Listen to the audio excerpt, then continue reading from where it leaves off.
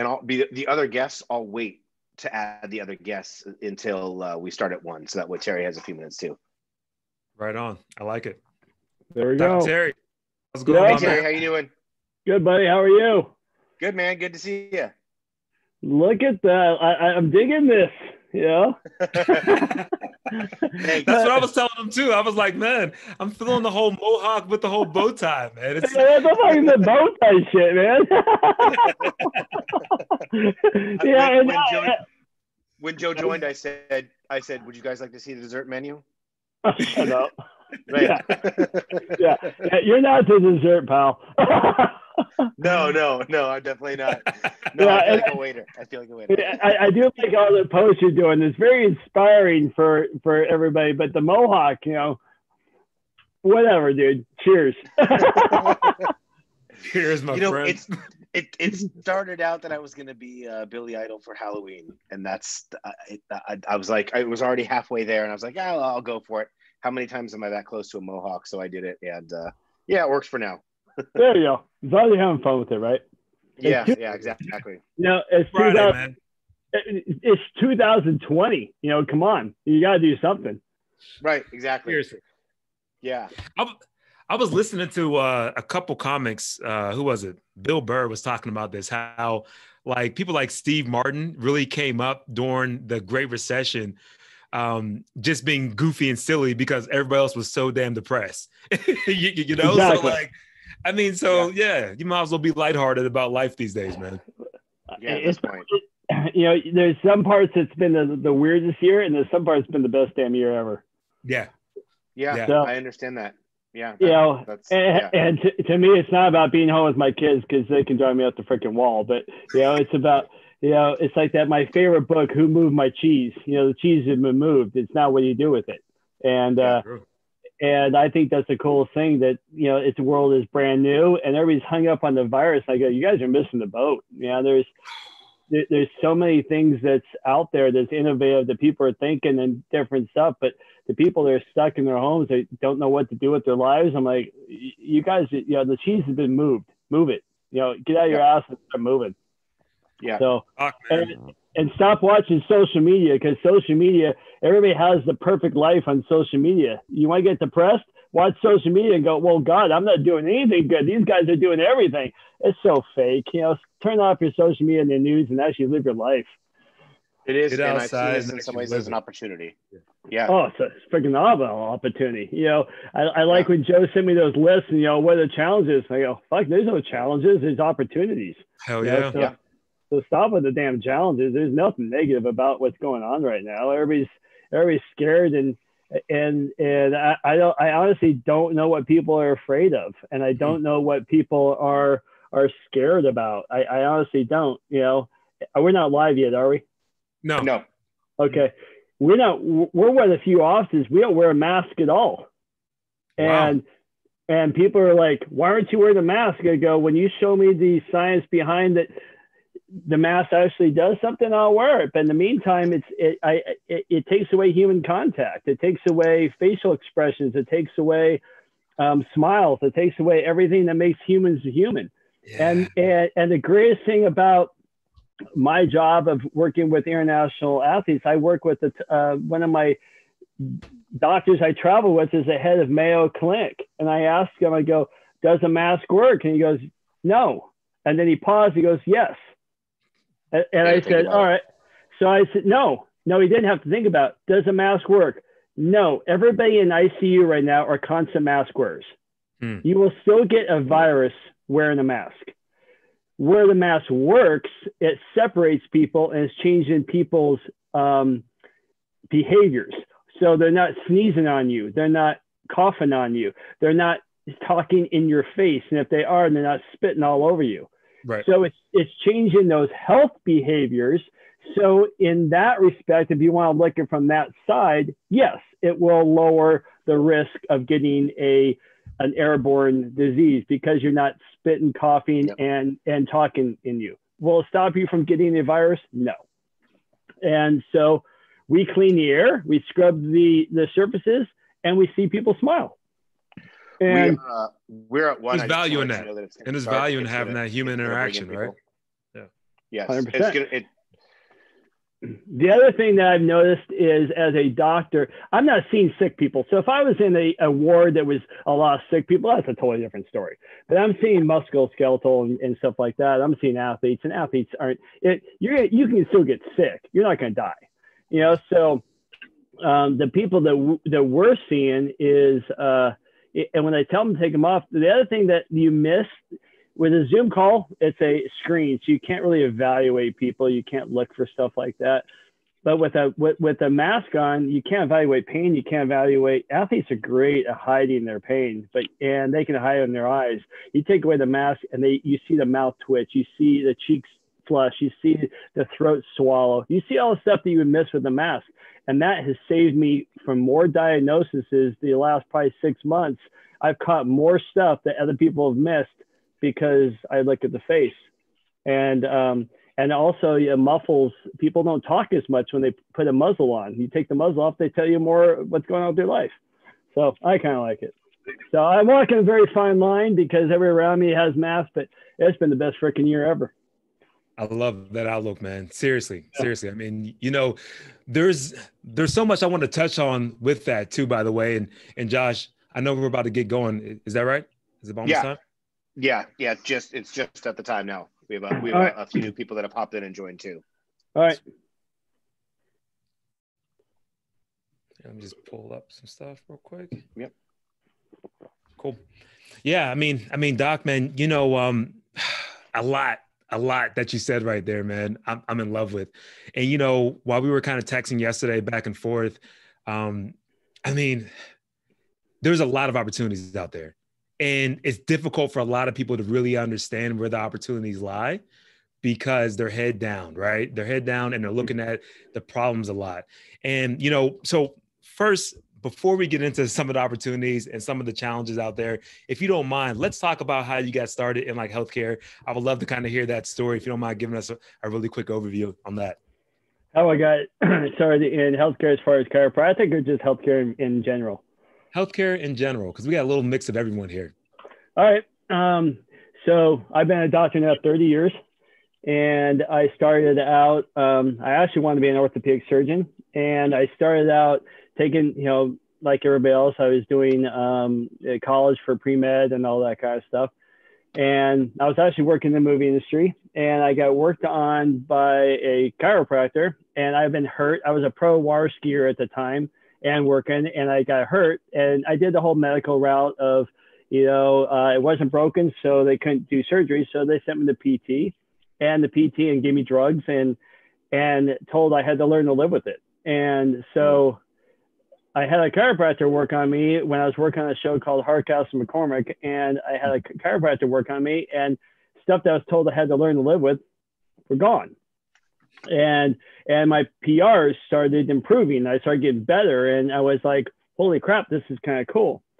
Like all of us back in the day, I throw myself under the bus as much as I throw anybody else. I dabbled in the whole drugs and the marijuana, the cocaine, and all that stuff when I was younger. And also I'm like, wait a minute, I'm taking pharmaceuticals to get better. Isn't that legally what I got out of illegally? And so I had some moral issues with that too. And so I didn't even know what chiropractor was. I thought they were bone crackers. I thought they were wannabe doctors. I thought of all that kind of stuff. And after this guy worked on me, he gave me an analogy that I still use 30 years later. And that was, you have a race car going around the track, and you have two guys. You have the pit mechanic, who's trying to make that car perform at its best, where he's trying to tweak the car and the mechanics of that car so the car goes around the track as fast as possible. Then you have the guy in the stands waiting for that car to crash and replace some body parts. And he goes, what do you want to be? Do you want to be the guy that's trying to make that car go faster and work better, or you want to wait for him to crash? And I had that mentality that was, I always want to look for the better way of doing things, the faster way of doing things. I didn't want to just settle for waiting. And I didn't want to be a repair shop. I wanted to be a mechanic. I thought that was a lot more challenging to take what God made us and make it better. And as so many people want the quick way out, they want the steroids, they want the quick drugs, they want all that. And I thought there was a better way to doing it. And so I go, I kind of like the mechanic. I like the interaction between driver and the mechanic. He goes, well, there's your sports chiropractor. Your orthopedist is in the stands. And I went right then. I dropped out of the thought of medical school, and I looked in the chiropractic school. And then, so I went to Cleveland Chiropractic, and I started after working. Once I got in the clinic, I was an EMT before, and I had some dabbling in as an ATC and stuff like that. And I had an athlete walk into my office, and he was a wakeboarder, and I knew him because I was a skier at the time, and I knew who he was. And I started talking to him, and I started working on him. Well, the next week he went out and broke the world record, and I was just an intern. And he broke the world record, and I got a call from Herb O'Brien, who was in charge of what's called HO skis and O'Brien skis and all that. And he says, what'd you do to my athlete? And of course I'm terrified because I'm an intern. And I said, I don't know. And he says, well, you just broke the world record. Whatever you did, I want you on my team. Well, that's when I started seeing the light bulbs go off that us as sports chiropractors, we're a very unique weapon. We're not an orthopedist. We're not a PT. We're not a trainer. We're our own unique piece of the pie. And I saw so many chiropractors wanting to be medical doctors because they felt like they're subpar, or they wanted to be a PT. They weren't comfortable with being who they were. And I saw this opportunity that we're freaking awesome. And we have this piece of the pie that nobody else is good at. And so I realized, I go, if as a pro athlete, what they taught me in school, is that enough to take care of that next level? And that's when education really started firing me up. And I went and got my CCSP, went through the diplomat program. I didn't think that was even enough. So I did a year with Curlin Job. I did a year with the Olympic Training Center. And my main thing was I looked really young. And I started, anybody would take me, I would go. And so I worked 7 days a week, probably for 5 years. The only days I took off were Christmas, New Year's Eve, and July 4th. Because if somebody gave me an opportunity to touch an athlete, I went. So I remember going to my claim to fame is I went to Germany for a weekend just because somebody gave me a credential to work a powerlifting championship. And I never worked powerlifting. And I went, wow, I can actually work on a powerlifting guy. All I have to do is get there. Well, I was single at the time. I worked at Friday. As soon as I got off, I took a red eye, flew to Germany. Every penny I made, I put into travel. And I flew to Germany. I slept in a train station. I went and worked, and I got touching some great athletes. I saw some great people. I had an opportunity to work with a group called FIX, which is Federation of International Sports Chiropractic. And we did polyclinics for the first probably 4 years, which is you show up at a big international sporting event, you volunteer, and you work on all the companies or all the countries that don't have doctors and can have doctors. And so I flew to Africa. I did all African games. I did 4 of those. I did Belize games. I did Central American games. And I went everywhere that somebody would allow me to be. And I volunteered. But I never looked at it as volunteer. I was looking at, my goal was to have 1 million bodies under my hands within 3 years. And because the more bodies you touch, the more you know how to fix them, and and the other big thing is you learn culture. You learn how to talk to people. You learn who you can poke fun of, who you can't. You learn about how people work and how different people are. And I think that's just as important to being a doctor as the skill. You have to learn what makes them think. You go to a third world country, I was a doctor for a Nigerian team. Well, there's a lot of time that all you had to do was, when you found this guy, he felt fine and there wasn't much wrong with him, but you put a little menthol on his shoulder and he felt like he was $1 million, because he never felt something like that before. And you found the power of perception. You found the power of this. You know what words to use. You know what words to use before they compete to fire them up. If they have a bad day, a bad work day, a bad performance, you know what words to use to get them to relax, to calm down, to put that bad day behind them and get to another day. So I use my youth, and I use that kind of skill to get around the world as much as I can to travel as much as I can, to learn about people, to learn what works and what doesn't work. That way, when you have that person on your hand, whether they're a huge football player or they're a gymnast or this or that, you can speak their language. You also learn how important a uniform is. You know, if you're working a rodeo and you're wearing, you know, tights for something else, they're not going to like you. If I go to a football game and I'm wearing a cowboy outfit and they're not going to like you. So you realize how important is your appearance to make a person comfortable. You go to a NASCAR race and you wonder why when a driver is hurt, why when you show up, you go, can I help you? They want nothing to do with you because that's bad luck. And to talk to a doctor is bad luck. To go to a rodeo and see a guy dressed a certain way is bad luck. Well, you have to understand that. So you have to dress so they're comfortable, and then they will talk to you and they will tell you their aches and pains. Because you look like most athletes, they don't want to be hurt. And when I started with the S Games, you didn't realize that if that guy didn't make Sunday, he didn't make a paycheck. So, you know, you can be hurt as hell, but to the doctor, all they think about is he's going to pull me and he's not going to let me perform. Yeah. It's another thing that makes sports chiropractors so valuable. We don't pull people, we fix them, you know? So, you know, that's another great aspect of what we do, because, you know, how many times have we been on the sidelines, no matter what, and the ortho would go, well, they're out. I'm like, wait a minute, let's just try and fix it. But you have to have a good relationship with your doctors, your trainers, your PTs, and everybody has to know their piece of the pie, and you have to blend all that stuff together. And they may go, we can't fix it, but he can, and we can get you back into play.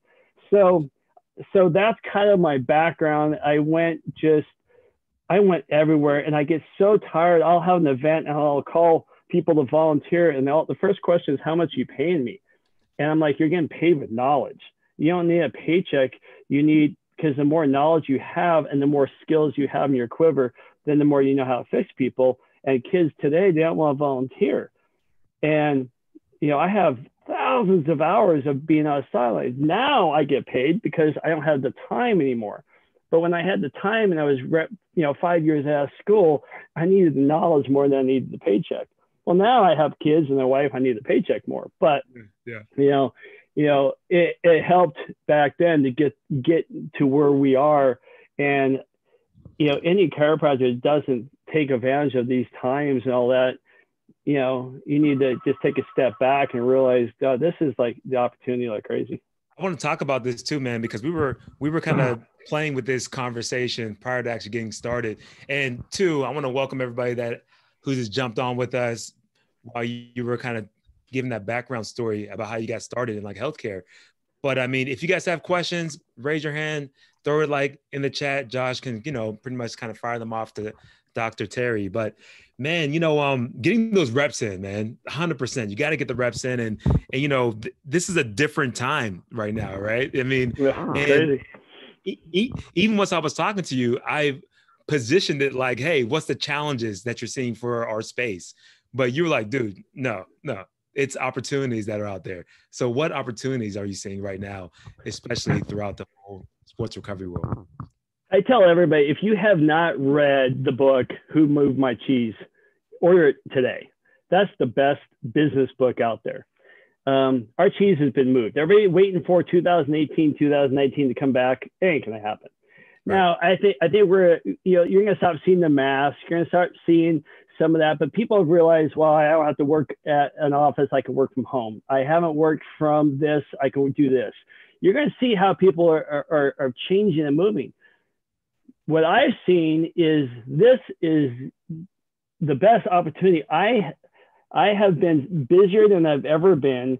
This is the best opportunity, because what are people doing now that they didn't do last year? They're spending the hours of 3 to 4 more hours in front of a computer than they ever did. They used to commute to their office. There was a drive. They used to walk down the hall to go to the bathroom. They used to walk to have a meeting. They used to go out to lunch. They used to do all that. All that time now, they're shoved in front of a screen or a computer. Right. Well, what's happening? People's necks are going out. People's mid back is going out. People's low back is going out. They don't know how to handle this ergonomical change. They don't know how to handle the field. They went from, in sports, you went from a grass to turf. Well, if you wear the same cleats on turf, you slide all over the place. So, and yet people want to still keep wearing deep cleats on turf. It doesn't work that way.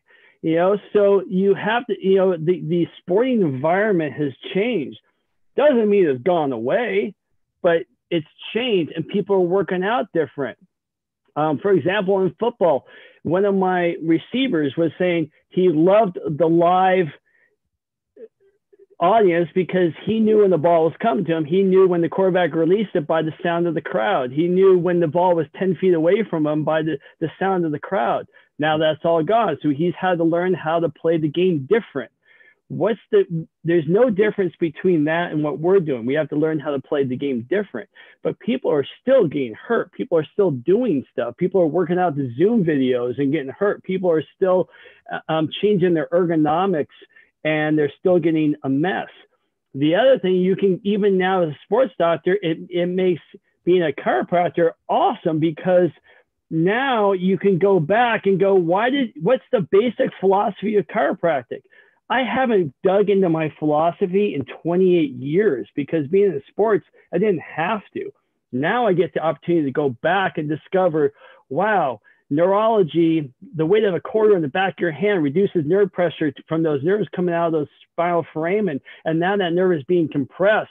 Where are those nerves going from C3 and C4 and T4 to T5? Well, they're going to the spleen, they're going to the thymus gland, they're going to the lungs. Well, what's being compressed when you're bent in front of a computer all day? Your neck and your upper back.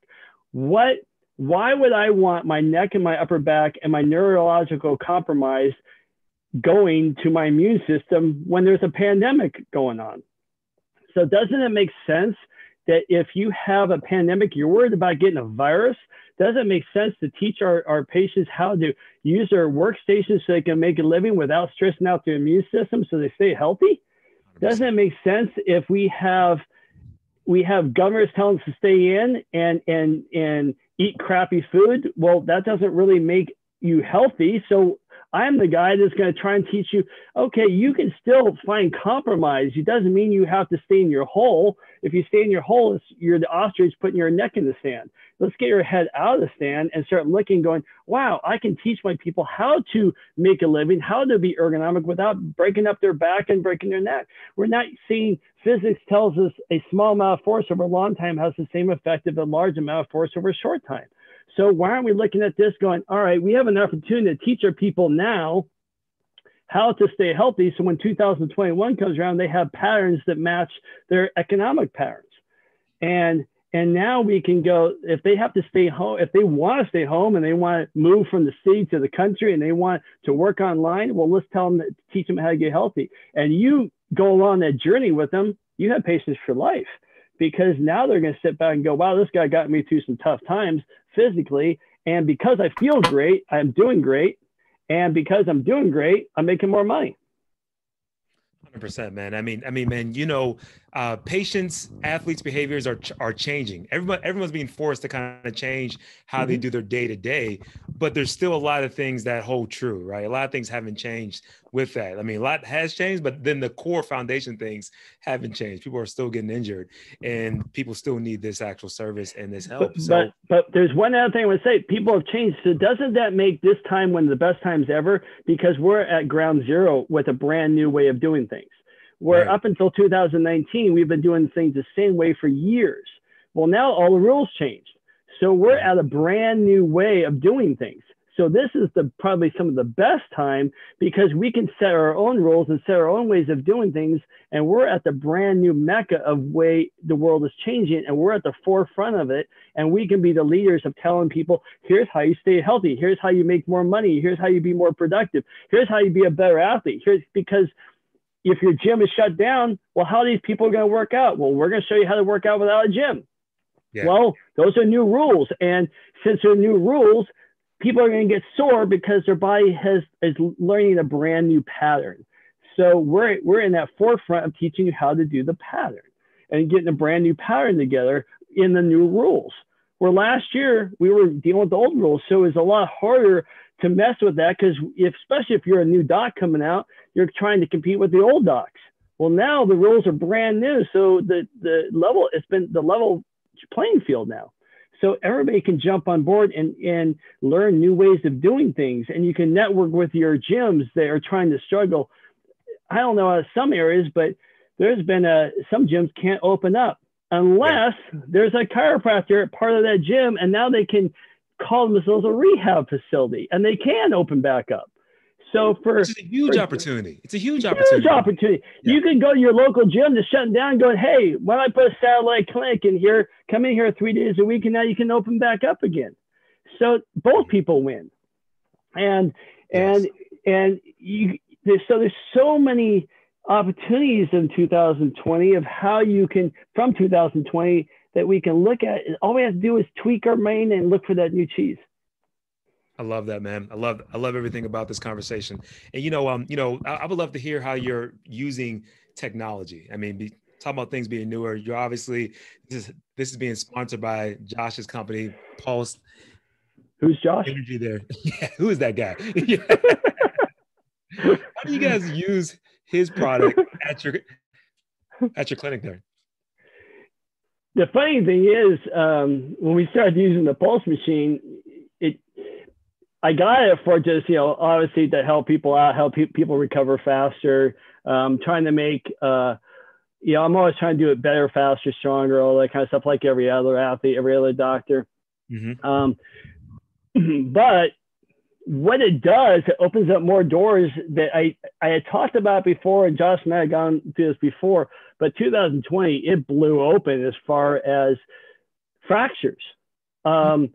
Nobody thinks about going to the chiropractor for fractures. Well, it's kind of like a bone stimulator on steroids. So now, especially from March, April, May, in my area, hospitals were shut down. Unless you're respiratory, you couldn't get in. Doctors, some offices were open, some were closed. Some you were taking 6 patients a day. Well, I was full blown open. So I was seeing people are going, oh, he broke his arm. Well, you can come here. We have a bone stimulator. We can do this. Or you can come here. We started using it going, again, who moved my cheese and thought process. You don't have to look at the protocols of what a pulse machine will do. You have to understand what it does. So it changes cellular physiology. It gets the nitrous oxide flowing, gets the ATP production. It spins the cells back up. It charges the cells back up. Mm-hmm. When I talk to patients, I go, every cell in their body has a positive, negative pulse. It spins. It creates a magnetic energy, if you want to call it that. And we built a machine in the 70s to read that. It's called an MRI. All MRIs is reading that magnetic resonance imaging of that cell. And if that cell is injured or not charged, it's going to show up on your MRI as a different color. And that's how your doctors are reading sprains, strains, irritations, arthritic changes. Well, hello, that's kind of what we do. So we now have a machine that can charge that cell back up. So when you have an MRI reading uncharged cells, we have a machine that can charge that cell back up. So if you are you're stressed or you're strained, or if you have a compromised immune system, well, isn't that cells that aren't charged very much? So right. Can't we figure out a way to charge those cells back up? If we have lung problems, can't we worry about charging those back up? I don't want sick people right now because of the way we practice, but if we got people that they're immune compromised or weak or tired or sore, well, we can charge them back up if you want to use layman's terms. But what I like is, since I do a lot of extreme sports, it opened up the door to treat the fractures. But my favorite example is clavicles. When you got a clavicle fracture, well, there's a huge component, the neck, the mid back and all that, where before you go to orthos, all they do is they put you in a sling. Well, now I can charge it up with the pulse machine, get that fracture healing, which stabilize that, also stabilizing the muscles around it. But now I can adjust the neck and the back to take tension to drop that clavicle down, and it heals. And we're healing clavicles in 8 to 12 days. Wow. So that is unheard of before. It's not unheard of anymore. Now you got wrist breaks, you got shin splints, you got What are we getting like crazy? Shin splints because everybody's walking now. Everybody's walking their dog, going in the hills because gyms are shut down, and all this. So they're walking more. They're getting shin splints. They're getting knee pain. Well, what'd you do before for shin splints? Well, you could do electroshock. You can maybe do some ultrasound, which hurts like hell. You can Grasson. You can tape. But now we can pulse it and tape it. And again, they're coming around so fast. And it's allowing us to get people into their exercise program quicker. So I like it for that stuff.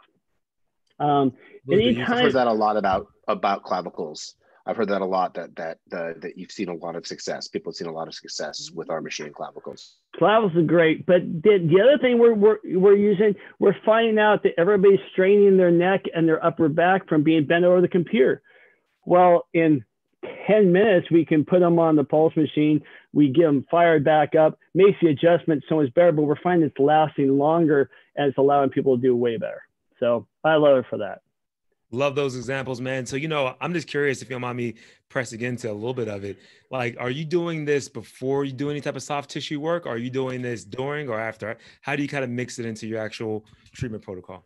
I think that's where the doctor comes into play, the doctor in you. Everybody knows their patient and what they need. I don't like cookie cutter treatment plans. I just don't think they work. I think every human's different. So I'm not going to answer that question only because I think that's when the doctor needs to use their brain and going, what am I trying to accomplish? I think if you break down the rules of what you're trying to actually accomplish, then you know what orders to do things in. If you're trying to relieve pain, inflammation, are you trying to recover something? Are you trying to fix something? Are you trying to adjust it? What are you trying to do?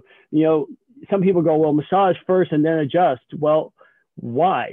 Maybe if they're really tense, but why don't you adjust it, take all the tension off the muscle, get the Golgi tendon to relax and open up and dilate, and then flush everything out with the massage. So you can do things, you can do whatever you want to do. If you're trying to reduce the tension on the joint to adjust it, well, then you do stuff before. If you're trying to increase the integrity of the surrounding area and you're trying to get that pattern change, you're trying to get that function back, you're trying to take the pressure off that disc, well, then maybe you do it afterwards. So I think that we're not cookie cutter technicians, we're doctors. And so once you understand what the pulse machine does, well, then you know when to use it and how to use it. And it's not just a modality to collect dust or to make money. It's a modality to fix people. If you fix people and you use it to charge up those cells and you reduce that healing time by 40, 50%, and that guy can get back to his office, his function, his sport faster, then he makes more money. If it's a golfer and you get him back on the golf course and he's able to make a tournament and make a couple $1 million, well, then, that's the job the modality is for. I don't like the word modalities. I like the word tools. It's a tool to get that guy where you wanted to use it. And you use your tool just like any other carpenter, any other mechanic, any other surgeon. When you talk about a surgeon and he has all his tools lined up, you don't call them modalities to get the job done. You call them tools. So the pulse is one of the best tools to charge up cells to get inflammation, recovery, and all that working way better. So you can do your job as your hands, which is another tool to adjust them. And then you add your rehab and all that to make it work to get that guy doing his job. I love that, man. You know what? I like that you didn't respond to it too, because it forces everyone to actually think. And that's one of the things that, at least when I'm talking to a lot of other doctors, we're looking for cookbooks a lot of times, right? And cookbooks don't work on every case, right? Every case is different. Everybody has different personality. And you even touched on that in the very beginning, once you were speaking about understanding people's culture and understanding how to work with each different person so you can kind of get the best results. It is that art form in like medicine, right? Or like healthcare. Yeah. I don't think people go to people like us for a cookbook. Are there protocols you can use for certain things, myofasciitis or this or that? Yeah, I mean, there are protocols you can use, and protocols are important. To know when to do it, how to do it, that's the art of being the doctor, knowing his patient, knowing what they're trying to accomplish. And that is what I think is very important. And that's when the brain of the doctor takes over, and that's when the brain of of what they're trying to accomplish and their ultimate goal of getting that sick person better. That's what's great. Love it, man. So as we get ready to wrap up our actual segment, man, any pressing things that you're working on in 2021, any big projects, any things happening over at the clinic that are going to be different for next year? Bigger, better, stronger. Love it. I'm so stoked. I have the best crew, the best staff. I love my people. I love the people coming in, and it's a privilege to work on all these people and be surrounded with the people that surround me. I'm a very blessed person, 30 years of practice, and I'm surrounded by some incredible people. I got great friends in the profession. This profession has been incredible to me. And I've met my best friends in my entire life. I'm surrounded by some of the best people I've ever met in my entire life.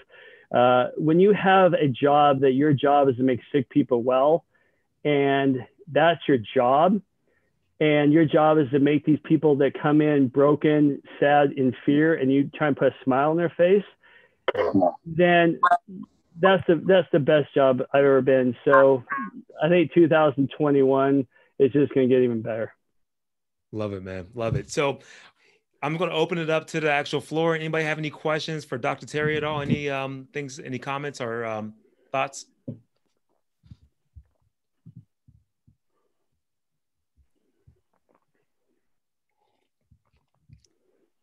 Crickets, man. All right. Well, all right. Well, I'm going to go back. It's Friday, and so I understand. You know, it's been great. So I appreciate your time, and I appreciate Josh for everything you guys do. It's been a big honor, and 2021, I can't wait. Awesome, Doc. Well, again, thank you for your time. Thank you for the insight, and I appreciate you kind of just giving us some jewels there to kind of take away. You got it, brother. I appreciate you. Thank you. Absolutely, man. Look forward to being in touch. Bye-bye. All right, cool. I think we got Dr. Heather coming up next. Is that right there, Josh? Yes. Sweet. Let me see if I can buzz her in.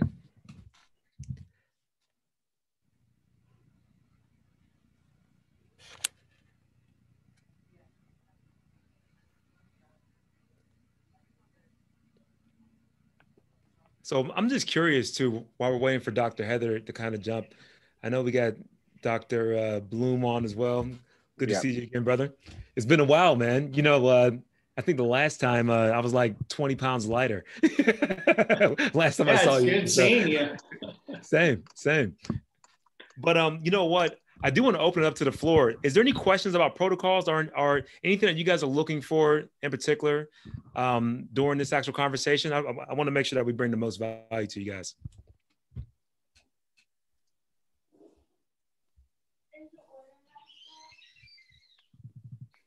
Not everyone at once. Well, you know what? Because I think most people just want to hear stories and want to hear how the different groups of people are probably using the machine, the same stuff that you're kind of going over. I think my guess is people are more here to listen as opposed to Q&A as much. I get it.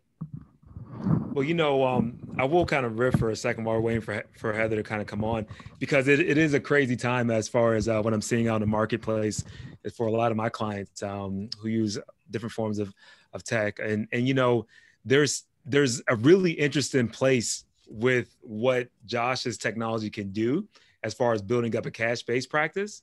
I know that, you know, it is something that a lot of people don't like to talk about selling in this field, but man, it's something that people are in need of right now. So I want to press into maybe some different offers later on, but I think Dr. Heather is here under a code name.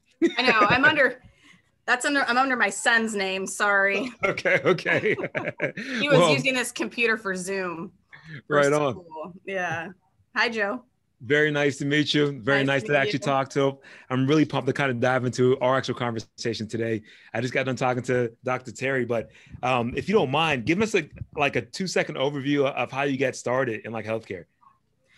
Oh, so I got started in chiropractic. I was a gymnast my whole younger life. And so at like 6, my mom started taking me to get adjusted. And because I tended to hurt myself quite a bit. And so I started to see a chiropractor I grew up in Lancaster, California. Okay. And he just became a good friend of mine, and we started working. Went in every month. And as I went to UC Santa Barbara for my undergrad and was a physiology major, and realized I wanted to go the chiropractic route. And so I actually came and did like an internship with Body Logic Chiropractic, which is in Westlake. And I don't know if you know Dr. Brett Darrington or Dr. Scott Blatt. Yep. But yeah, so those two. So Dr. Brett Darrington's one of my good friends. Like, I've known him for a long time. So that's who I started practicing with initially. And I was with him for about 5 years. And then I moved to Colorado for 6 years. And I worked with one of the chiros for the staff chiropractor for the Broncos out in Colorado. And then I was there for about 6 years. And then I came back in 2014 and joined Chiropractic Sports Institute. Love that. And the first time that I ever even had the pulse done to me was actually in Blum's office. I had come over, I don't remember, I think I had come over to interview with Blum when I first was coming back from Colorado. Yeah. And he brought this big old thing out, and I had been having hip pain. He's like, hey, let me put this on you. And I'm like, okay, that's cool. And I was like, whoa, this thing is very interesting. And so that's kind of what initiated my thought on that machine. And then I started telling Terry, I'm like, Terry, we got to get this machine in here. This thing is, Dr. Terry was, I was like, this thing is actually pretty impressive. And that's when Josh came to talk to Dr. Terry. I was like, I've used that. And yeah, so it's been amazing. One of my key patients, I've had 2 cancer kids that have survived cancer. Wow. And leukemia, like a very rare form of leukemia. And during their chemo, they have had their Achilles tendons have shortened. So they can only stand on their tippy toes. They can't stand flat footed. And over like a 6-month period with a lot of soft tissue release and using the magnetic machine, I've gotten both of these kids to stand flat footed. Wow. And they wanted to go in and cut their Achilles tendons. So yeah. That's been pretty awesome. Amazing. That's major. So I love that. Love that whole story right there. I mean, because, I think one of the coolest things about using pulse therapy is the fact that it's diagnostic and there's that biofeedback that happens. So there's something that where you automatically start to buy into the actual therapy, right? And I've been meaning to kind of talk to you about this piece because I saw your Instagram account. I know you're not playing around in the gym. You obviously hit the weights hard. I do. Oh, and Josh knows. He's been doing awesome too. Oh, nice. And you too. Well, I mean, but I think there's a really interesting place here with using it for sports recovery. I mean, have you played around with using the pulse therapy with that as well, as far as like rehab? Actually, after I lift, I'll come in and I'll sit on the machine, like on my hamstrings. That's tend to where I get the majority, that real tight soreness is in my hamstrings after I deadlift. And I'll come in and I'll sit on the machine for like 10 minutes each hamstring, and it completely calms down the muscle and really helps with my recovery. I used to do that with the H-Wave, but I would sit on it like all night, like for like an hour while I was watching TV. Now I just come in and I jump on that for like 20 minutes, and it's pretty awesome. Love that.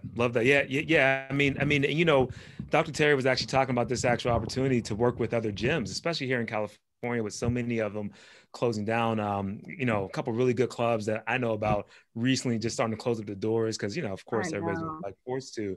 And it seems to be such a cool opportunity to have gals like yourself, I should say, going into clubs, keeping them open at least anyway. And with devices like this could help some of those athletes, at least, with that actual process without you having to always be there too, maybe.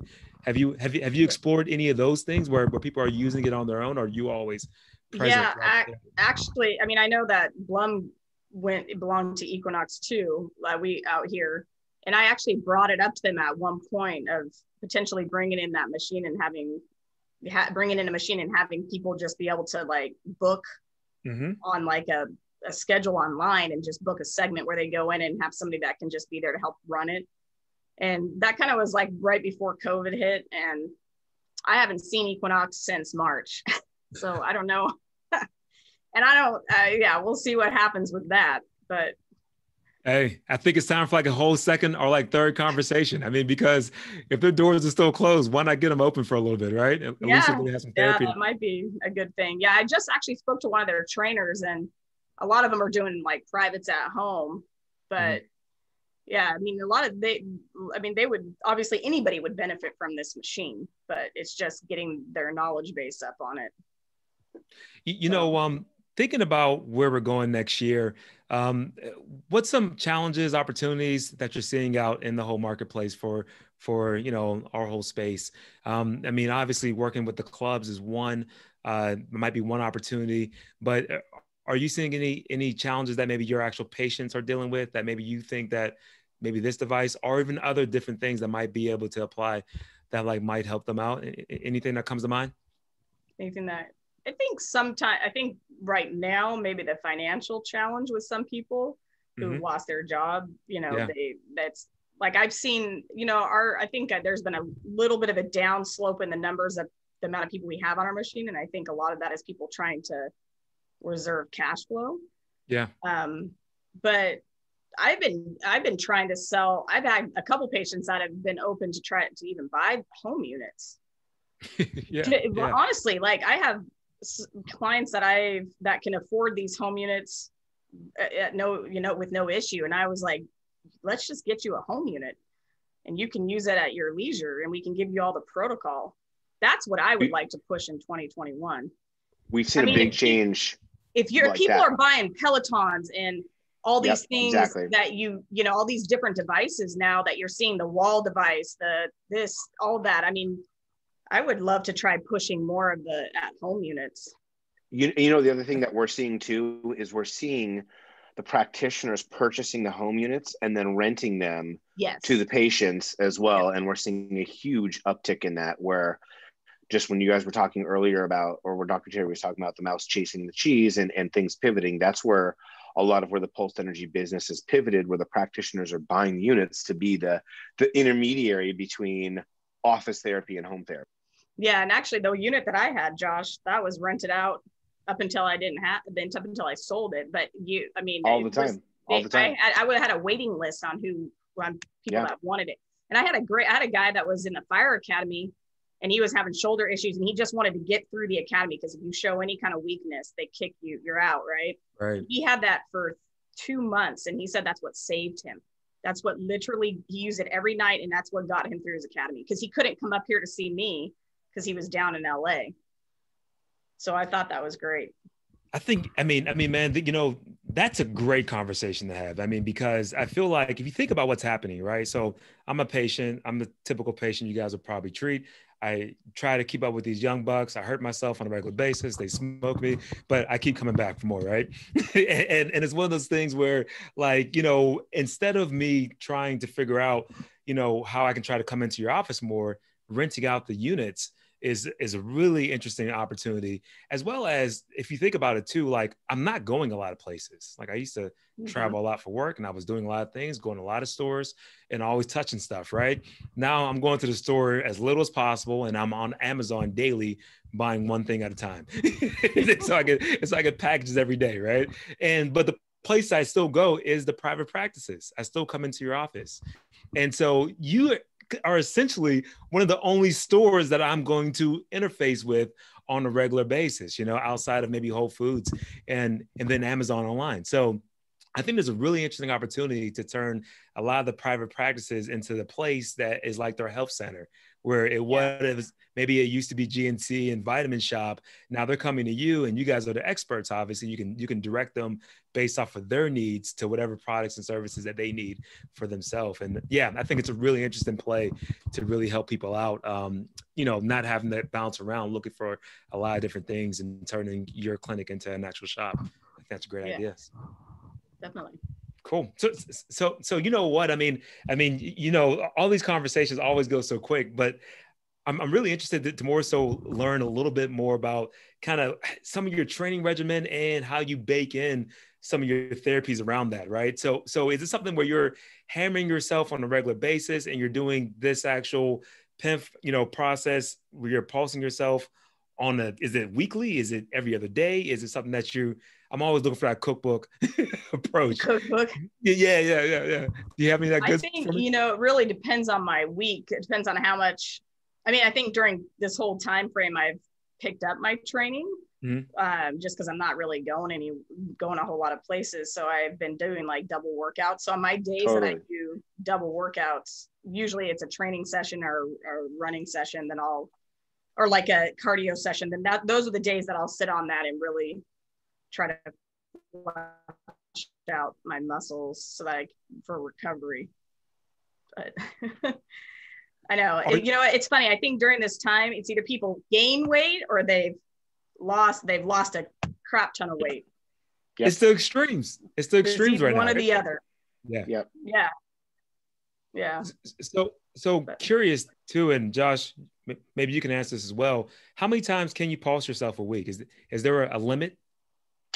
So, that's funny. It's really a two-part answer, because you have, generally speaking, two category of people. You have people like we just made the joke about, either they gained a lot of weight during quarantine and what's going on now, or they've lost a lot of weight, right? So the healthier the person, the more active they are, the more that they can use the machine. Okay. Somebody who's sedentary, somebody who's highly toxic, and I'll give you two extreme examples. A fibromyalgia patient, 15 years, morbidly obese, has been on multiple pharmaceuticals for the duration of this time period, right? Where they're full of toxins.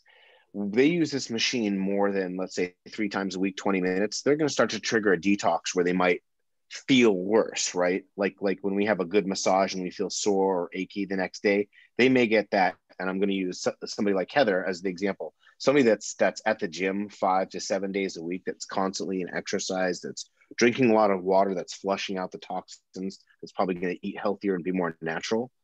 They're going to be able to use the machine more, simply because you don't have this buildup of toxins where you feel afterwards after using the machine. And that's why the pro athletes, they'll use the machine, or the thoroughbred racehorses, right? They'll use the machine way more often than the regular patients like that the doctors here see, where they see them 2-3 times a week. Yeah. Well, that's the real quick. That's the one thing I've noticed with people who've rented the home unit, is explaining to them what's overdoing it. Because I have some that would sit on it all night if they thought it was going to cure anything. Yes. Yeah. So less is more. It sounds funny, but less can be more. 100%. I mean, so talking about that line too, is there like a certain, because there's so many different PEMF units out there, and I think we should probably touch on this. You have a form of higher energy pulse, right? I mean, so it's not so much the ones that are like the actual beamer mats where they're super low energy. Mm-hmm. So is there a place to where it's too much to where it can cause damage or harm to the tissue after, let's say, like an hour or something that's just, 4 times the amount of like dosage that you guys would normally recommend? Is there a place where, you would get into like a danger zone? No. You're going to answer that. No, that's a good question. Yeah, no, it's a good question. No, it's not. It's not a danger zone where somebody can get injured or hurt, or a lot of the times, because this is similar to shortwave diathermy, right? Mm-hmm. Where shortwave diathermy is a very slow pulse designed to heat up the tissue inside of you, and you use it, I think it's a minute on and 2 minutes off or something like that's the protocol. Ours is the exact opposite. So somebody gave me an analogy a long time ago to understand this, because I'm not the sharpest tool in the shed. When you put your hand on top of the candle, you can hold it there for 15, 20 seconds before you burn your hand. And that's, let's say, a shortwave diathermy, something that's going to cause a problem. Our machine is like 5 or 6-year-old child that takes their finger and runs it in and out of the flame. If you run your finger in and out fast enough, you play with fire. You're able to get inside and feel that energy without creating heat, burning tissue, and any of that stuff. And that's essentially what it is with our technology. Love that. Okay. Makes sense. Have you guys, so, talking about time frames, then we're talking about 10-minute treatments for the most part, and you guys are doing this post workout. Have you guys ever experimented with doing it before the workout to kind of see if you get better outcomes as like a warm up? All day, every day. Yeah, I have, for sure. Especially if I wake up and I'm feeling something, then I'll treat it prior to my workout. Yep. to reduce some of that inflammation before I start hitting it. I need to put it on my low back. Like I usually do personal training at 7 a.m. So I'll set the alarm at 5:30 so I can wake up and have some oats or some carbs and then get at least 10 minutes on my low back. Because otherwise I'll walk in there and it's like I have a piece of wood attached to my low back and I can't even move. I have no flexibility. It makes all the difference in the world for me. Yeah, I know I happen to be a part of the company, but I work out every day. It really does make a difference. Love that, man. No, man. I mean, look, everyone's getting older. As much as I don't like to actually own up to that, and I still try to hang with these like 20-year-olds, man. Like, it's not the same. Just being honest. So any edge I can get, I'm looking for that as well. Nice. And so as we get ready to kind of wrap up, and we're looking at next year, Dr. Heather, what's some thoughts or what's some ideas of maybe what your plans are for you and your clinic moving into 2021? Any things that you guys are planning to really do differently when it comes to using Pulse or just throughout your whole clinic as a whole? Well, my goal would to be just to have our Pulse loaded throughout the whole day. That would be definitely one goal.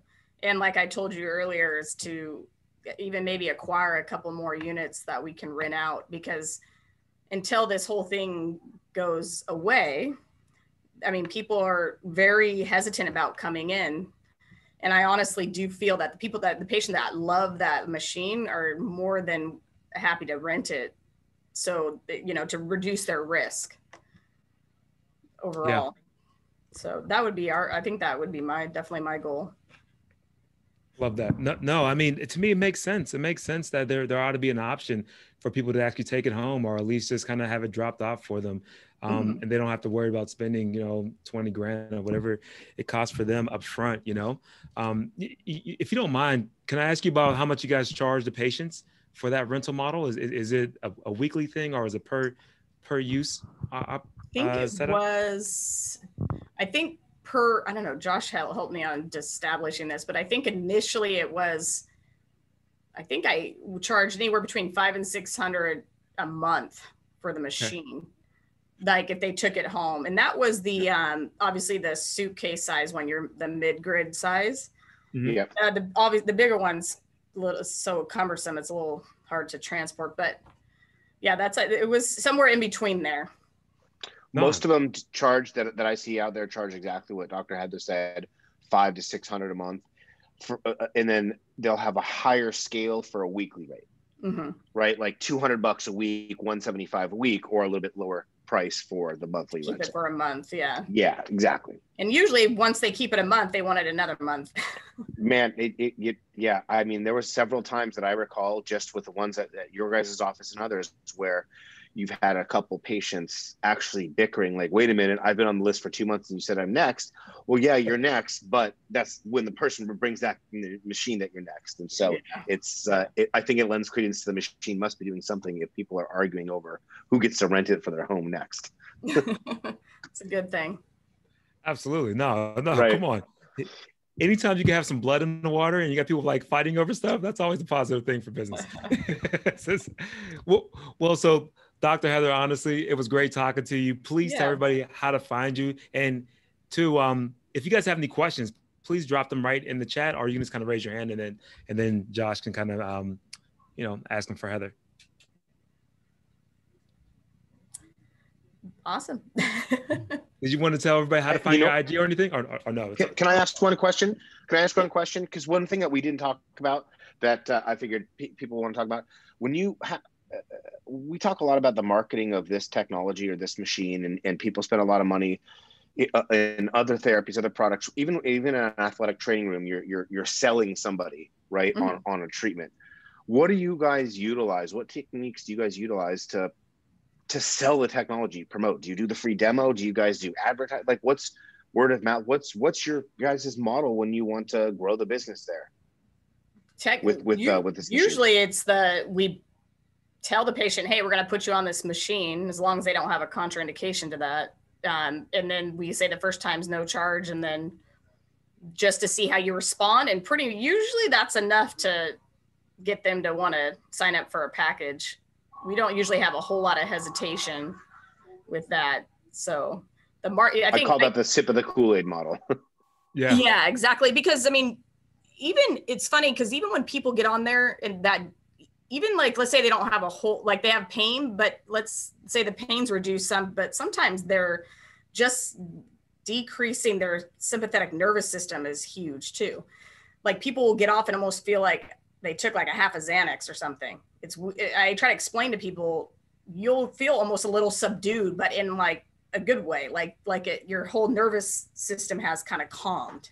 Have you seen people fall asleep? Have you had people fall asleep? Yeah. I fall asleep on it.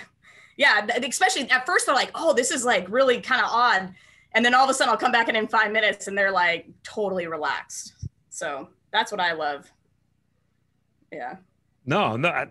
I mean, like, honestly, I think that's really important, man, because like, you know, a lot of times when it comes to marketing, I'm sure you guys get hit up by a whole bunch of agencies and digital marketing people out there that want you to kind of run some Facebook ads and all the stuff out there. And I'm not saying which one's right and which one doesn't work, but it's hard to beat just the tried first, have your own personal experience. You guys pretty much share your actual time with the unit as well.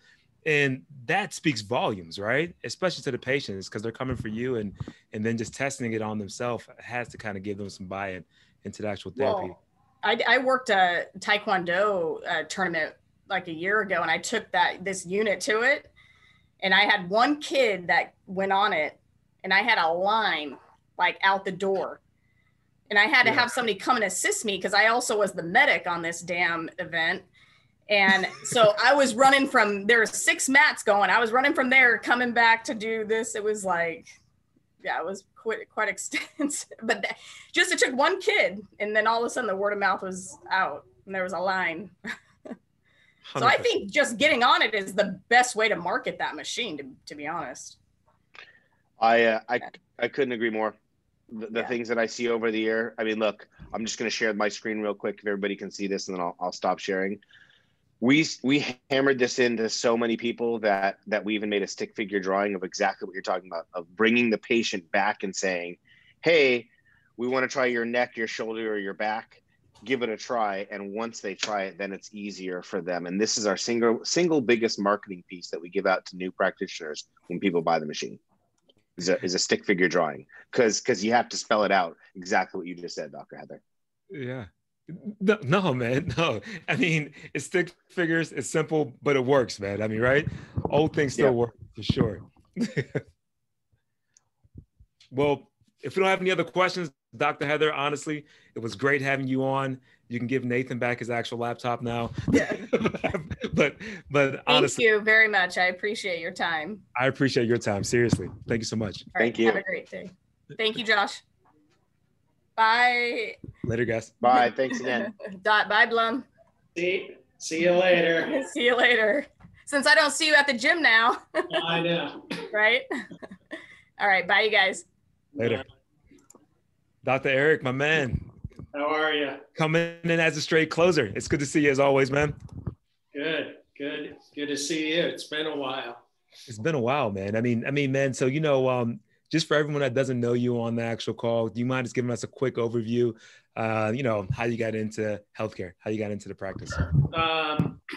I went to University of Arizona. I was a competitive swimmer there. Freshman year, blew my knee out, took me out of swimming. Then I had surgery, got into physical therapy. Then I was a student athletic trainer. And then I joined the exercise and sports science major and fell into chiropractic actually, which then, the first office I worked at, it was a work comp PI mill. And, I'm like, I didn't go to school for this. I just did not like it.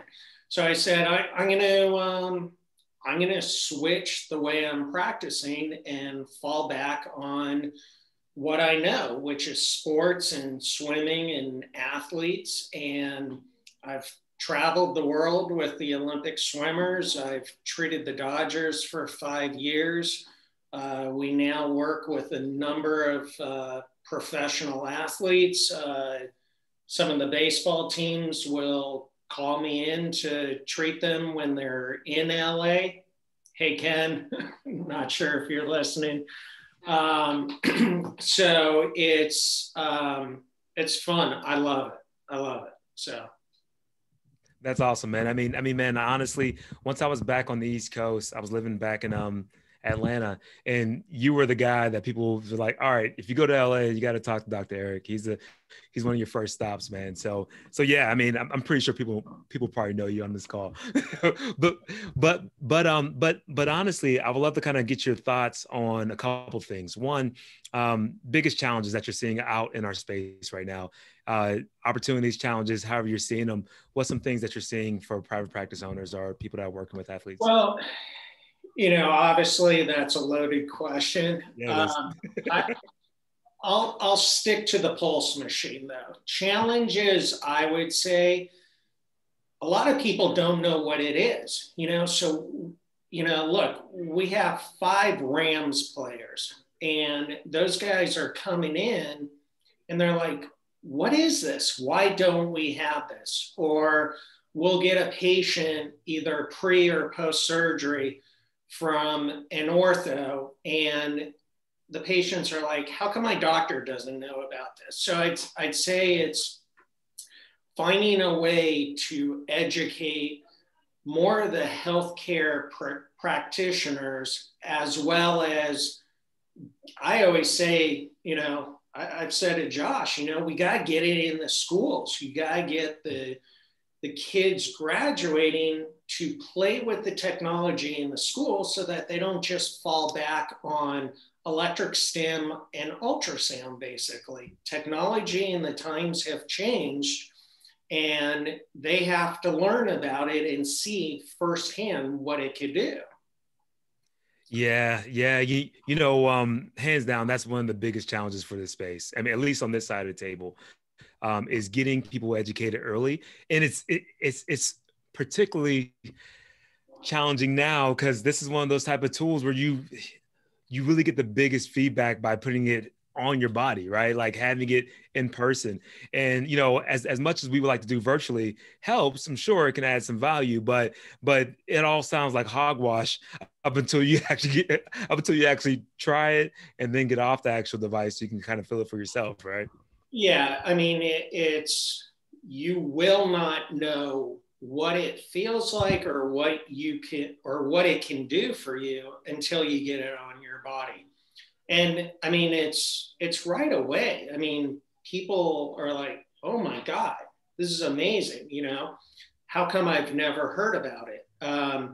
I was just referred to an NFL player who had a complete tear of his ACL. So he's going to need surgery. And his football team does not use the technology. So we're going to be arranging to have it so that I could take it to him, use it post-surgery, and help accelerate the healing process. And the only reason I got to him is because I was at this other guy's house and his jeweler was there and he wanted to try it. And I put it on him, and then he's talking to all these pro athletes telling, hey, you got to get on this machine. And so the word of mouth obviously can go from, your regular patients to now you got these pro athletes saying, hey, I want it. Man, yeah, which is perfect because it pretty much lines up with exactly Josh's whole marketing campaign with like the whole stick figures, right? It's like put it on the person and then the rest kind of speaks for itself. But once you explain it to the patients, can you give me your little quick spiel about how you educate them and say, hey, right before you try it, this is what it is, or this is what's going to do your body? So I like to keep it simple. I like to dummy it down, basically. So what I'll say is, all right, you have a circuit. The circuit should flow no problem. If I turn on a light switch, the circuit goes right to the light and it lights up. So imagine that's in your body. But if you have any kind of inflammation, scar tissue, degeneration, tears, whatever it is, that blocks the circuit, and the signal from the machine goes right to that spot. So it knows how to find where the problem is. And then we use energy to heal ourselves, but we can only produce so much energy at one time. This stimulates the production of more energy right then and there. So we're literally making a difference on the cellular level. We're not just using electric stim, which is an electric Band-Aid. Mm-hmm. We're literally making a change to cell function now. Yeah. That's really all I say. No, which is perfect, because you actually said a lot, especially when you talk about STEM, because that's what everybody thinks and they go to first, right? Like, oh, electrical must be STEM. I've had STEM back in high school. It didn't work, right? And I'm sure you kind of get some of that. I mean, so, I think that's important that you kind of give them something to actually compare it to that it's not. So what's the overall working of how you kind of bake it into your overall therapy throughout your actual practice? Is it something that you guys just do with everyone that comes through the door, or is it only a select athletes, or It depends what's wrong, to be honest. Mm-hmm.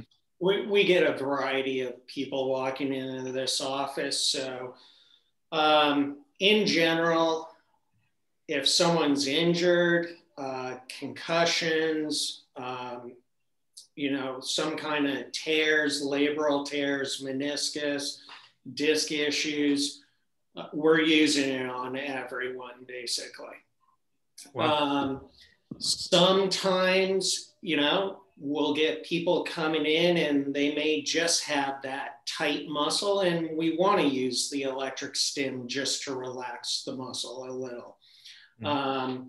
If there's any kind of contraindication or any of that kind of stuff, obviously we don't use it, but we're still using it on at least 80% of our patients.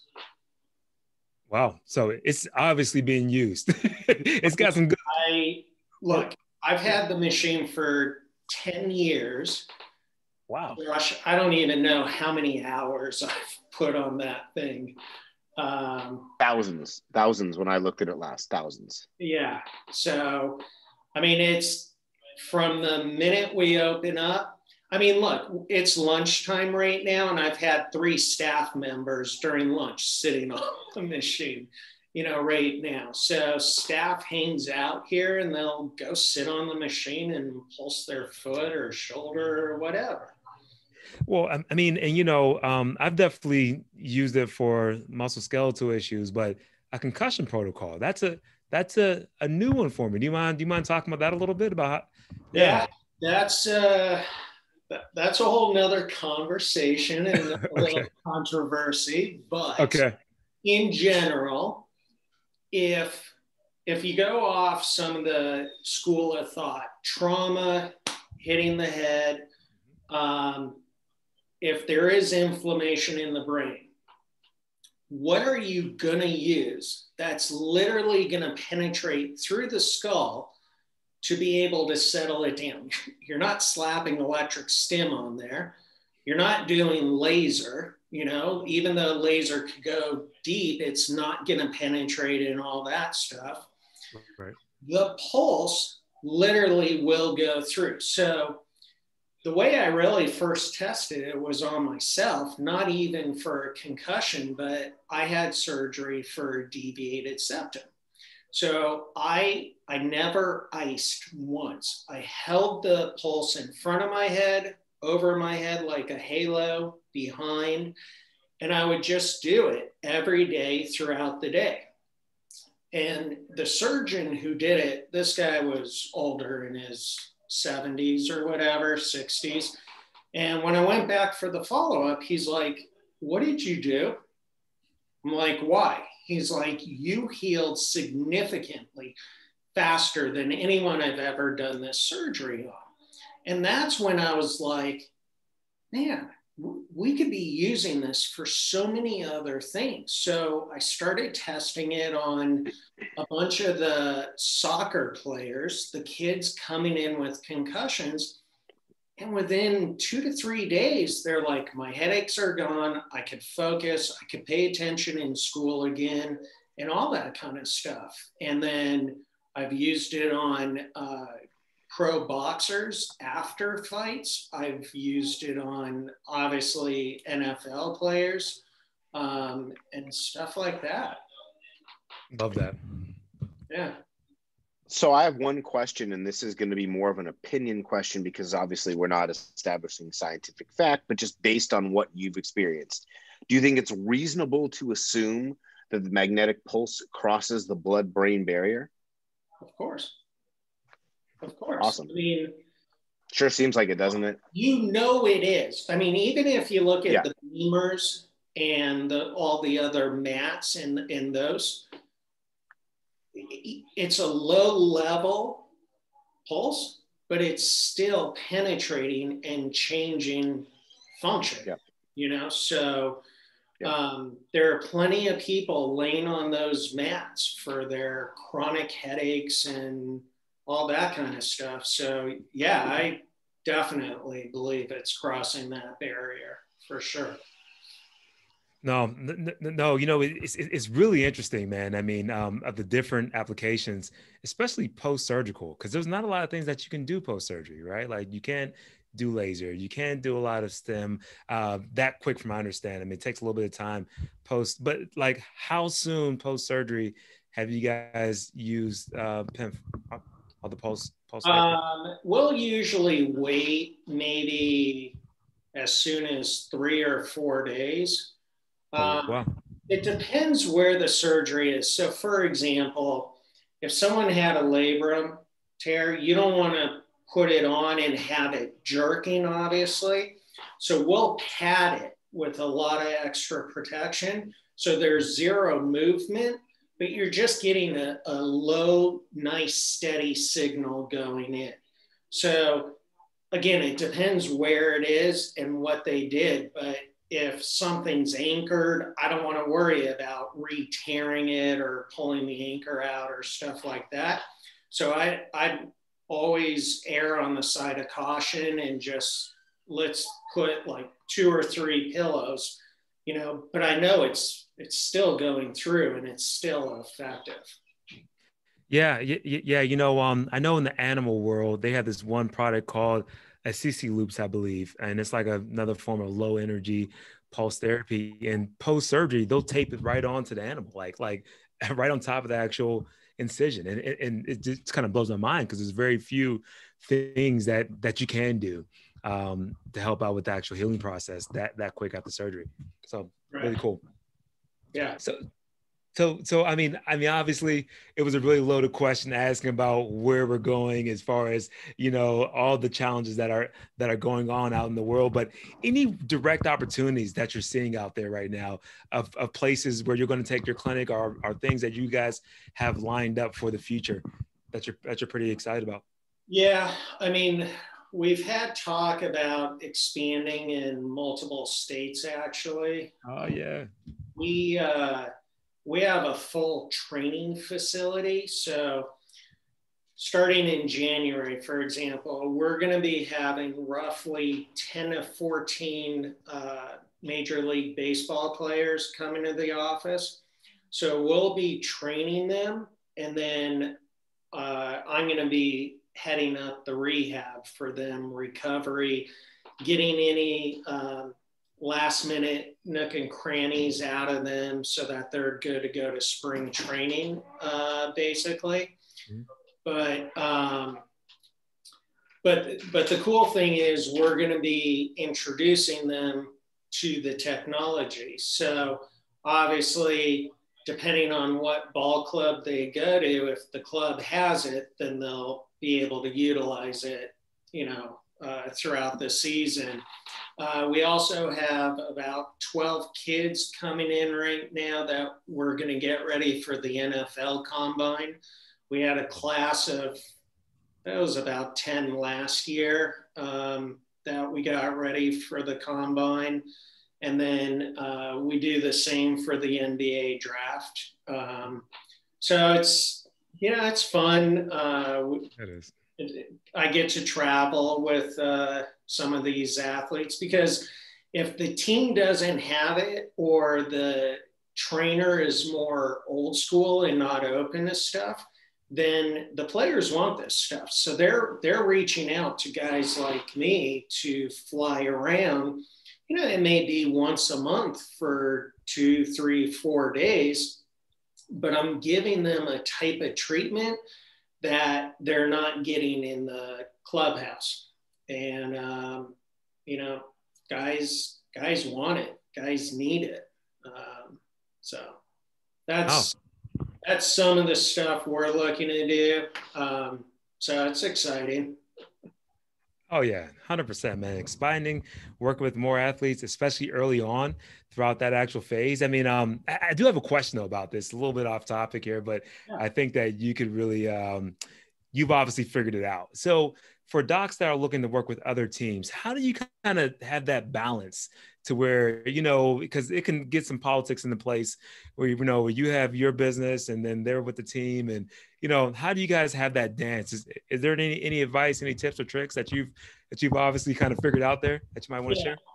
You have to, one, know your role. What is your purpose with the team? Depending on the team, you may have free reign and you can do whatever you want. When I first started with the Dodgers, they had everyone else. They didn't have a chiropractor. So I was strictly there to just adjust, and that was it. Now, the head trainers changed once I was there for a little while. And then I had more freedom. But the head trainer, that's your gatekeeper. So you're always going to the trainer. If I'm in the training room and a player would come up to me and, say, hey, can you work on my shoulder or my knee, whatever it is, I'd always go to the trainer and just say, hey, so-and-so wants whatever. Is it okay? And is there anything I should be aware of? And they would say, no, do whatever you want. Yeah, he has this, and this going on. Stay away from that, whatever it is. But yeah, there is politics. There's a lot of times, you could do something and you got to bite your tongue and keep your mouth shut, basically. Yeah. But as far as balancing it, you have to get to the point where you're not doing the pros for the money. If you think you're going to get rich doing that, you're in the wrong, you got the wrong idea. But, you're doing it because you love it, it's fun, and it keeps everything going. But you have to know when. So like right now, I'm not with the Dodgers anymore. It was a lot of time taking me away and so forth. And now it's private. So now I'm able to fly out. Financially, it's amazing now compared to when I was with the team, but it opens up a lot of different things. Yeah. That's definitely what I've seen over time too, because it definitely seems like it's a real commitment to work with the teams, and they're meeting on a regular basis and balancing, managing your own practice. I'm sure that could be a bit of a load, right? And you still have a life to live too, with family and like everything else going on, And so when we talk about, as we get ready to kind of wrap up here, and when we look at, what it looks like next year, work with athletes, you're obviously going to be traveling around a lot. What's some different ways that you're going to bake in the actual PEMF? Do you kind of take it with you on flights, or is it something that you kind of leave at home and they have to come to see you with it? Or yeah, so all the above. So I have 2 units. I have a larger unit that stays in the office, and then I got the smaller portable unit. So usually I take that unit with me whenever I fly out. And then I bring my portable table. So and I'll bring some other stuff also. I may do some BFR, blood flow restriction stuff. Obviously some myofascial, Graston, ART, that kind of stuff. And, you know, I'm still the guy, even though they're coming and seeing me, I want to make sure, hey, what's the team doing? I don't want to over-treat and do stuff that, you know, the team did the same day. Well, I don't need to do it again. So I could do it the next day, or, you know, whatever it is. Mm-hmm. But yeah, and then usually a lot of times I've had a few players just buy the machine. And it's easier for them to take it with them. Baseball is unique because compared to football, for example. Football, right now, the players just come to my office. So the Rams played yesterday. I know Monday and Tuesday, I'll have some of the guys in the office, basically. But with baseball, you could be on the road for couple of weeks, you know, and then these guys are sitting in the cities for 3-4 days, and they sit in their hotel room doing nothing. So they buy the machine so that while they're in the hotel room, I always explain to them, we want to take a proactive approach and you're going on nonstop. So it's the overuse injury that's going to build up over time.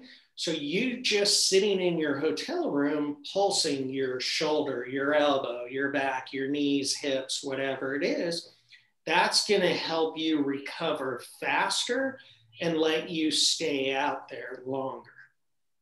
Love that. No, it makes total sense, especially for the baseball players with all that downtime. It's a much different ball game.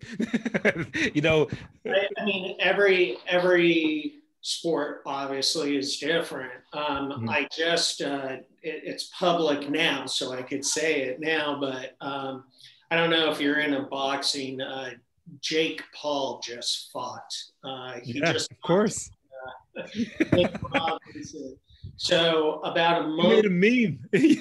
Yeah. It went viral, man. Of course, he still is not awake yet. He hasn't woken up yet. I was about to say, yeah. But about a month before the fight, Jake actually was meditating and fell off some of the jumping blocks and broke his nose. So he originally was going to come to the office. I had him go to the hospital so they could reset it and, you know, take x-rays and make sure.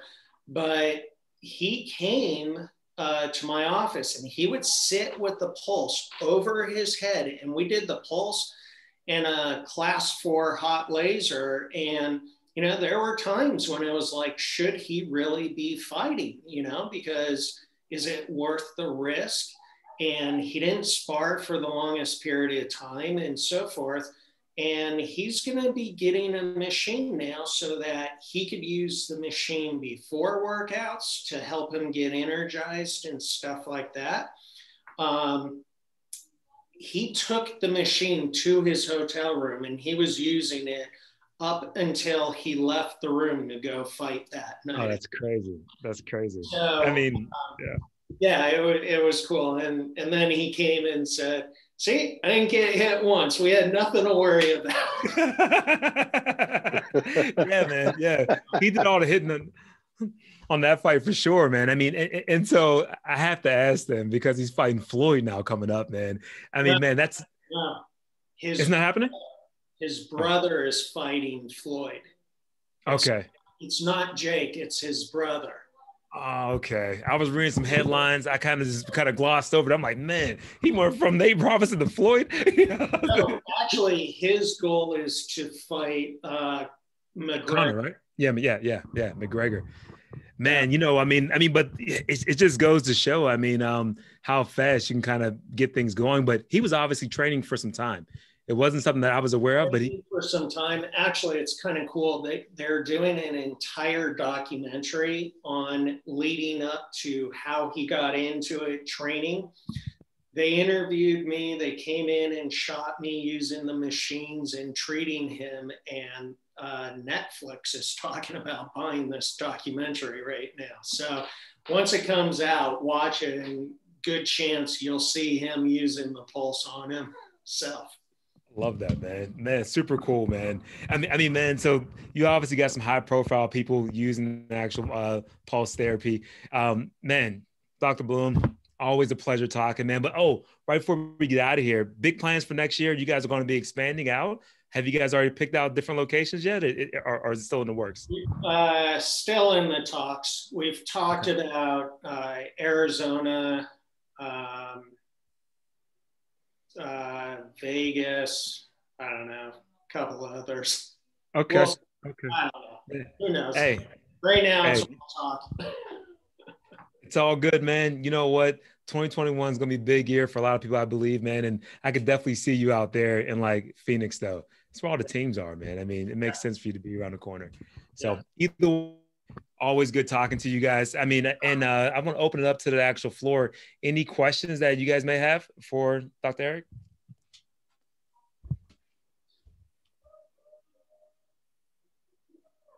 Man, you guys are way too. I got one. I'll ask one since nobody else is asking. Maybe it'll prompt other ones. You brought up a good point earlier, and we had dialogue before this as well. 10 years went by in a heartbeat. We've known each other now for 10 years, and I can't believe it. But looking at the machine end of it, you've had thousands and thousands and thousands of treatments and cases under your belt. I mean, in lots of ways, you really are an expert in the industry. What is maybe the one single case of success with the PEMF machine that stands out after all the cases that you've treated? I mean, I'm sure there's going to be more than one, but one that jumps out over all these years that you treated that is the case of all cases. Yeah, so it's kind of cool. We had now granted she's in high school, but we had a high school cheerleader who had a complete tear of her ACL and both horns of her meniscus. Wow. Needed surgery, no question about it. But she had to wait 5 weeks before she would get in for surgery. So I sent her actually to one of the Dodgers orthopedic surgeons, and to get her ready for surgery, obviously we had an MRI. And we did the pulse and we did the laser on her knee 3 days a week for basically 4 or 5 weeks. When he went in to do the surgery, one horn of her meniscus completely healed and he didn't do anything to it. And the ACL reattached to her knee. And he's like, Eric, what'd you do? Wow. You know, now he had to cut it and put it in the right place, obviously. But the fact that that's all we did, to me, was pretty amazing. So that is major. You know, awesome. And talking about that a little bit, are you lasering before or during or like after whenever you do the pulse therapy? Have you kind of played with that whole cookbook? We tend to laser first and then end with the pulse. Okay. But honestly, we don't always just do it that. I mean, we'll switch it back and forth. Makes sense. No. Yeah, and you know, Dr. Terry was talking about it earlier, is that it really depends on the person and the actual them, right? As far as how you want to cook it in. But I'm always curious to kind of hear how people use different tools at different times.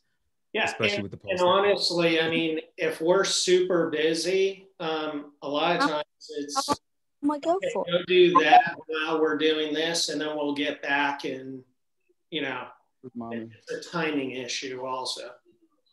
I got a 98 on my social studies test. A 90. Oh. Somebody's doing good on one of their tests, which is cool. So I think it looks like Paul here had a question. He does a lot of holistic work, it seems like, in gastrointestinal issues or gallbladder congestion. You got any experience doing some pulse therapy with gastrointestinal issues?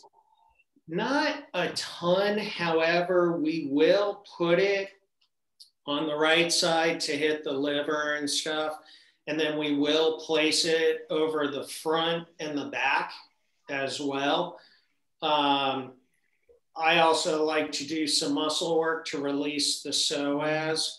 And then, you know, obviously we adjust them as well. But we've had some patients with IBS and stuff like that, and it could help settle it down a little. What about the lady with the back pain that you told me about that didn't ever tell you about the other thing? Oh, we had this lady who, she was coming in for back pain, and we treated her, whatever it was, 3 weeks or something. And then she said, you know, I never told you this, but I have urinary incontinence and it's gone. And it was basically the pulse machine helped get rid of her incontinent issue. So I have two really just quick stories. I wanted to hop in on this specifically. We have somebody that we'll have on a different segment, Dr. Ken Toy out in Temecula, and he had a patient with a failing liver that was going to a doctor that was monitoring their liver function, and basically had a 2 or 3 year case study of this person's liver failing. They started using the machine, and their liver completely turned around, and they basically said, this goes against all science that we know. How is the liver regenerating and healing? And Dr. Toy had gotten all of the medical paperwork and did a case study on it. So typically when you have anything that's gastrointestinal, and I'm generalizing here because with PEMF, we don't treat specific conditions, we treat area of the body. You box the gut, you take the loop applicator, and you want to do 2 to 3 minutes on a spot, 4 positions, front, back, left, or right. All sorts of gastrointestinal issues seem to respond. And if they're not responding, in our experience, it's solely the amount of time that, like Joe had said about baking the pie or cooking the soup. It's how often we're doing it, the time frames, things like that. But all sorts of liver disorders I've seen function. The last story I wanted to tell real quick, because I know we got to wrap up, is I had a fellow that was 90 years old. His name was Roy, that lived in Australia. And Roy was a farmer. And up until the day he died, he worked his windmill. And Roy was also in the Navy. And the 2 things in life that he enjoyed was working on the farm and drinking at the local pub with his Navy mates. And he got cirrhosis of the liver and bought a machine. And the biggest reason he bought a machine is so he could use it every day. So 3 times a week, he could go back to the pub and drink with his Navy mates. And, you know, funny enough, he didn't want to curb the behavior that got him into trouble, but he used the machine enough that he could still keep going and balance itself out. And it's funny how people sometimes were just looking for balance in life, but the more he used it, the more he was able to go back and hang out with his mates. Hey, well, look, you know, I think that's the perfect way to wrap it up, man, because you got to get, I mean, you pretty much want to live the life that you want to kind of make the most of, right? And if this is going to help you get there, then more power to it, right? Well, Dr. Eric, you know what, man, always good talking to you. Always good seeing you, man. And so, you know what, if you don't mind, could you just tell people how to find you? Websites, email address, or anything, just in case they have questions in the future? Website is heallikeapro.com, and emails Dr. Blum at heallikeapro.com. So, but people could call whenever. Always happy to help. So awesome, man. Yeah. And if people need your contact info, they can connect with us if they're not able to get it from this. We'll be happy to give it out. Yeah. Beautiful. Well, guys, if there aren't any more questions, then it's a wrap. I want to thank everyone just for coming on to the call today. And Josh, do you have any parting words you want to kind of close up with? I just want to thank everybody as well. Go to pulsedenergytech.com. You can contact us there. We're happy to help you out. We have some big things coming in the future for 2021 as well. So stick around. This is the first of many of these sort of get-togethers that we're going to do online. Awesome. All right, guys. Well, you know what? With that said, get out there, enjoy your Friday, and I look forward to having more of these calls in the future. Until next time. Thanks. Take Later care. on, guys. Thanks, everyone. Thanks, Joe. No problem, man. Later on.